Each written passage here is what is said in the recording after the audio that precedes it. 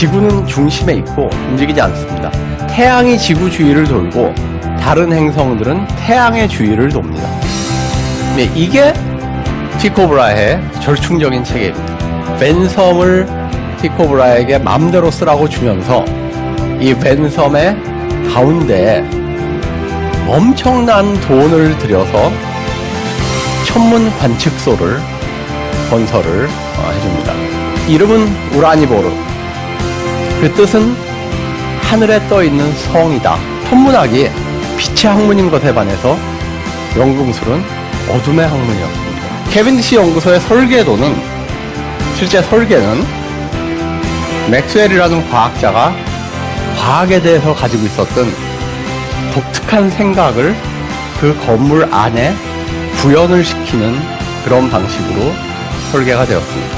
과학은 건축을 담고 건축은 과학을 담는다.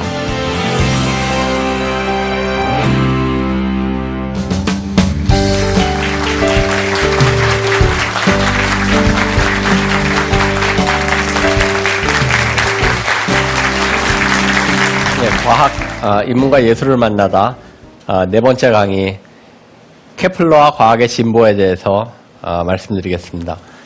17세기 그 과학혁명기 동안에 그 과학의 방법론과 관련해서 가장 중요한 일을 했던 사람 중에 한 명인 프란시스 베이컨의 주저서 위대한 부활이라는 책의 표지 그림입니다.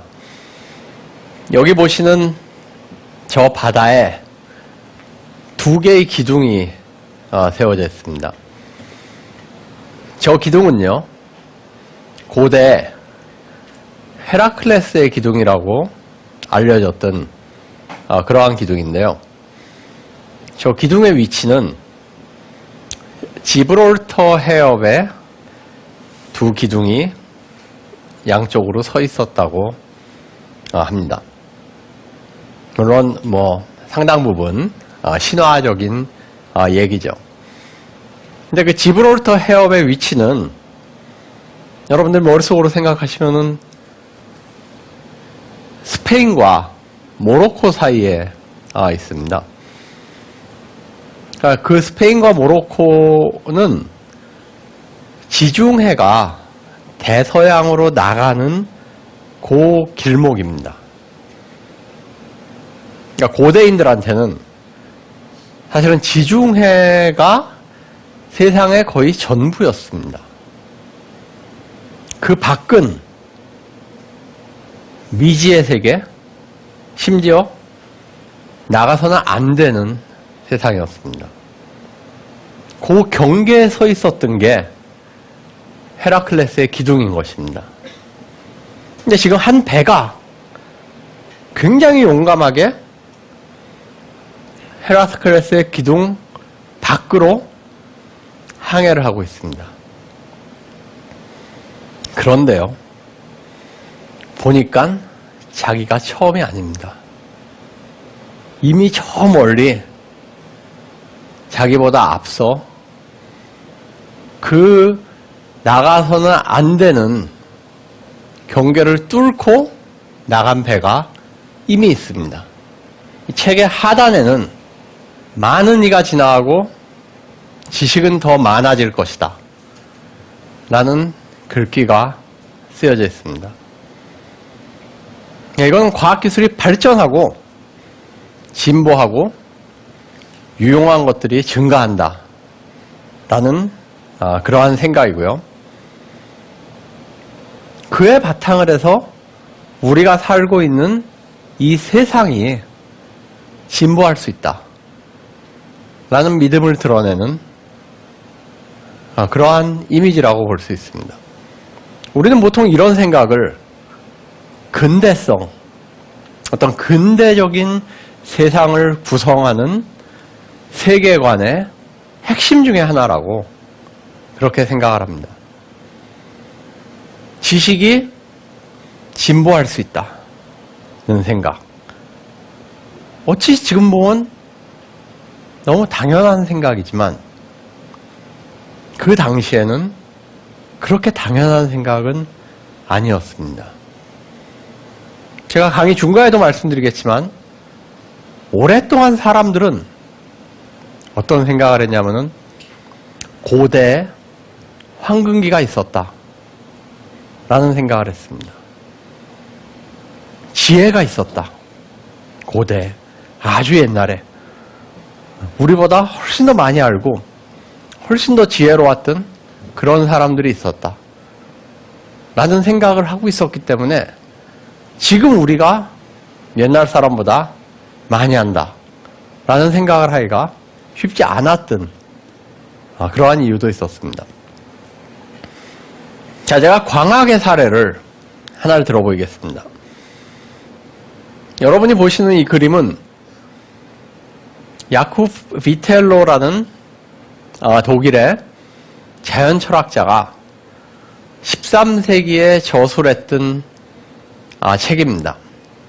이 책은 당시에는 출판이 되질 않았고 그 원고의 형태로 사람들의 손을 거치면서 읽혔다가 1543년에 처음으로 출판된 형태로 세상에 나옵니다. 그렇지만 학문에 관심이 있었던 학자들에게는 널리 알려졌던 그러한 책이었습니다. 이 책의 그림에 보시면은 태양빛을 모아서 불을 내는 그러한 광학의 원리가 나와 있고요. 또 무지개가 태양의 반대 방향에서 생긴다 라는 것을 사람들이 인식하고 있었음도 우리가 알 수 있습니다. 물에 발을 집어넣은 사람의 발이 이상한 모양으로 꺾여 보인다.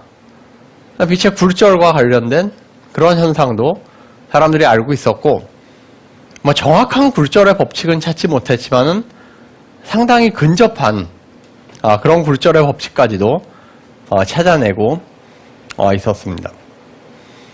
거꾸로 보이는 거울도 한 사람이 바라보고 있고요. 그러니까 이런 여러 원리들이 이미 13세기에 알려져 있었다는 것입니다.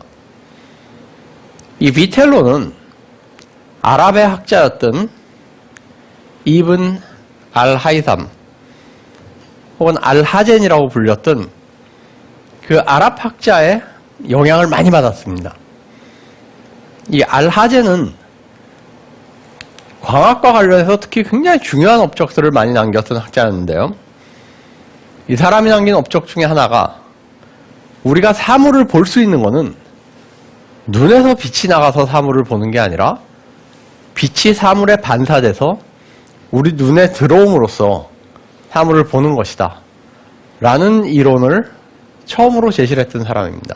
물론 그 전에도 그 이론이 있었는데 이 두 가지 이론 중에 즉 우리 눈에서 빛이 나간다는 이론과 아니면 사물에서 우리 눈으로 빛이 들어온다는 이론 중에 어느 게 맞는 건지를 판단할 수 있는 근거가 그렇게 뚜렷하지 않았습니다.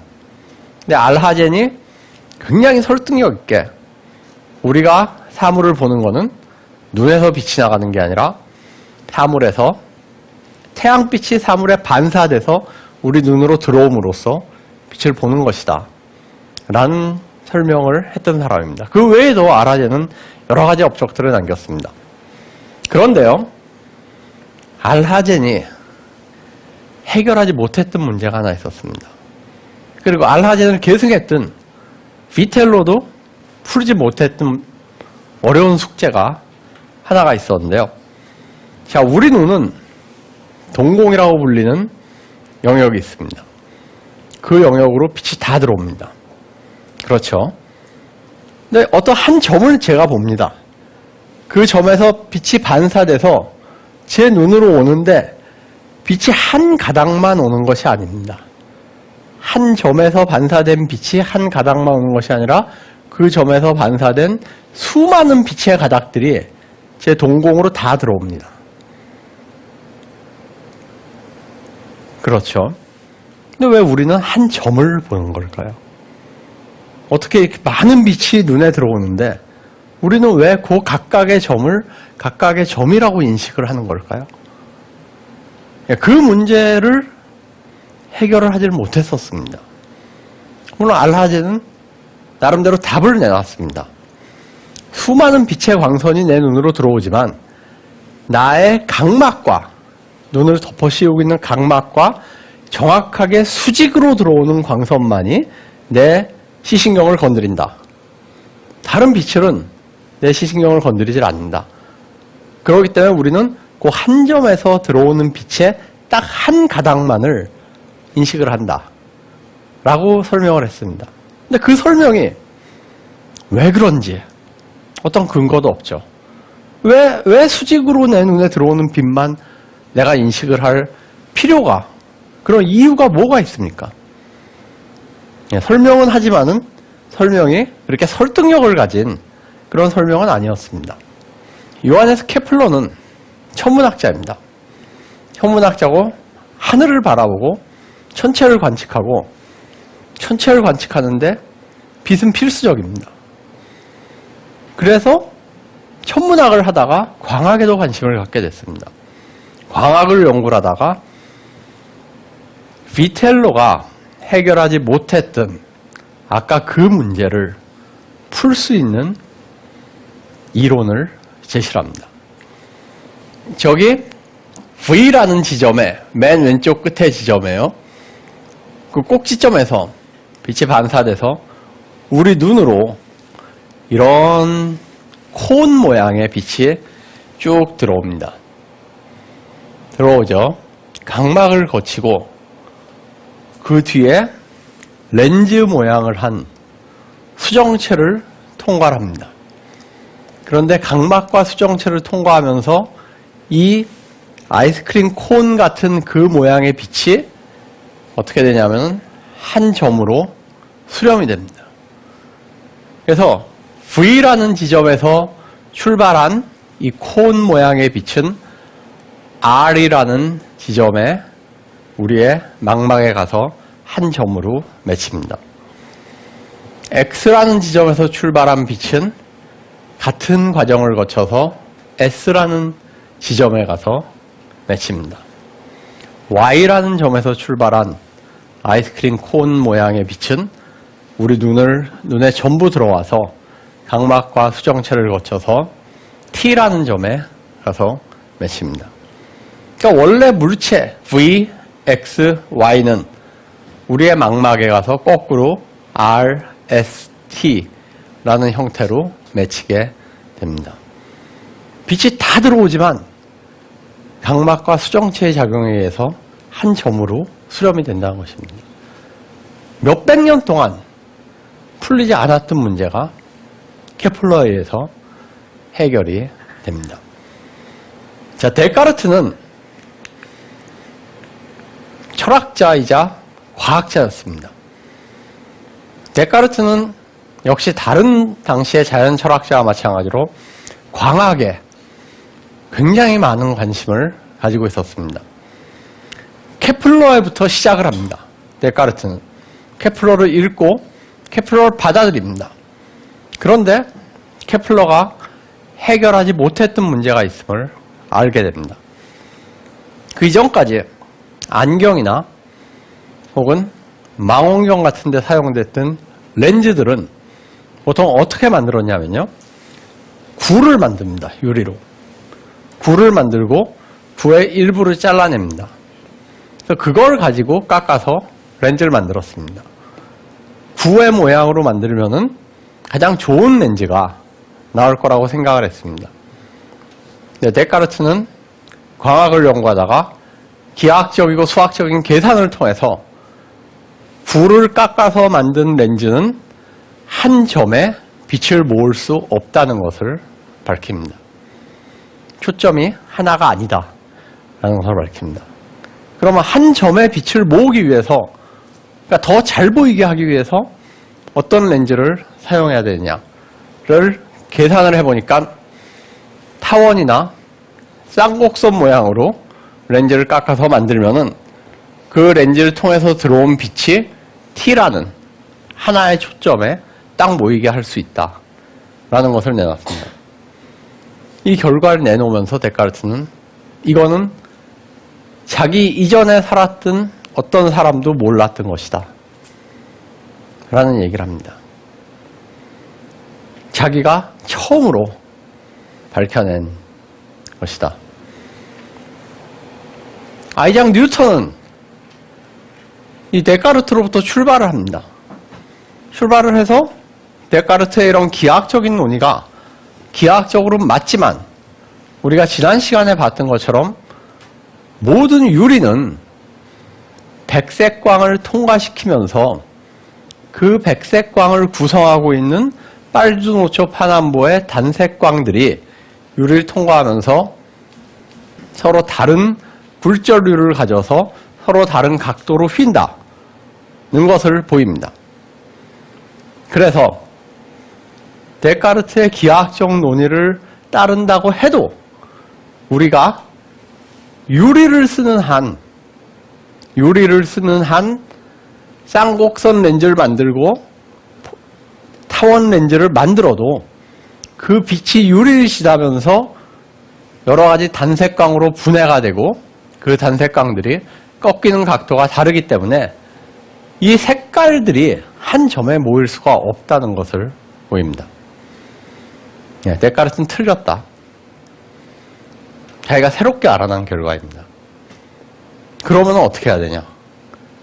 유리를 쓰는 한 이 색번짐을 맞는 것은 불가능하다. 했을 때 대안은 거울을 사용하는 겁니다. 그래서 반사망원경을 처음으로 제작을 합니다. 거울은 색번짐이 없으니까요. 물리학적인 용어로 색수차라고 하는데요. 이 색수차를 없앨 수 있는 방법은 결국 유리를 안 쓰는 방법밖에 없다는 것입니다. 케플러는 비텔로보다 많이 알고 있었습니다. 데카르트는 케플러보다 많이 알고 있었고요. 뉴턴은 데카르트보다 많이 알고 있었습니다. 지식이 늘어났던 것입니다.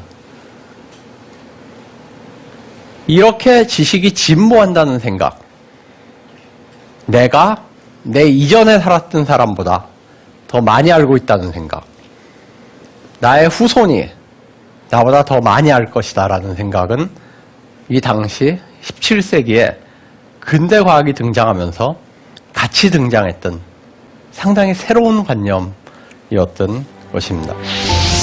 신은 인간이 자신이 우주를 만든 비밀을 이해하기를 바랄 것이다. 과학기술이 발전하고 진보하고 유용한 것들이 증가한다. 그에 바탕을 해서 우리가 살고 있는 이 세상이 진보할 수 있다. 많은 이가 진화하고 지식은 더 많아질 것이다.